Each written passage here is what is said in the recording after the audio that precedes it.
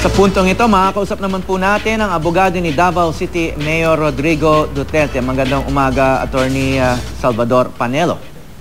Magandang umaga, Howie and Roots. Attorney, ano po ang reaction ninyo sa sinasabing shoot to kill ang nangyaring pagkakahuli sa mga kidnapper sa Davao City kamakailan? Alam mo itong si Chairman Eto Rosales, I think ang reaction niya is cinematic reaction. Unang-una, she was not there, and so she cannot be giving opinions on the matter. No, she's not even a lawyer. Nakita ko rin yung video sinasabi niya. There is nothing there that will remotely suggest that the policeman committed an illegal act. The situation was one of danger.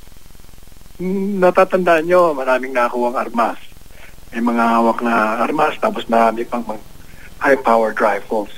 At hindi maaari naman na magre-respond ng police and there was a crime going on. Alam natin na merong krimen na nagaganap, kidnap na . And hindi naman pa pwedeng pupunta sila sa mga kriminal, suspected criminals na may mga armas, sasabihin nila hi and hello and goodbye. Nanganganib mga buhay nila. Kaya si Mayor Duterte, sinasabi niya sa mga pulis, pag nanganib ang buhay nyo, at alam niyo may mga armado yung mga taong yon, huwag kayo magpapauna doon. Siguradong pag nagpauna kayo patay, at hindi sila.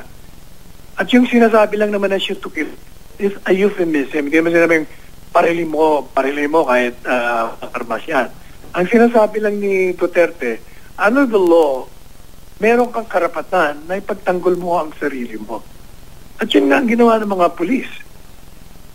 Sapagkat ang buhay nila, pag ang pulis kasi, pag hinaharap nila mga kriminal, ang kalahati ng kanilang bahay nasa hukay na. At pag nangunahan sila, talagang sila ang mamamatay. Kaya, if you will notice, I don't know if you're reading the social media,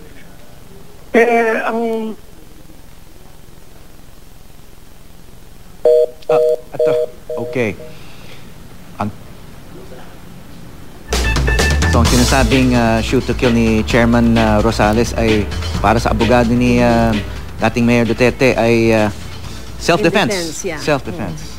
Balikan natin ulit ngayon ang abogado ni Davao City Mayor Rodrigo Duterte dahil naputo yung linya natin kanina. Attorney Salvador Panelo? Attorney? Yes.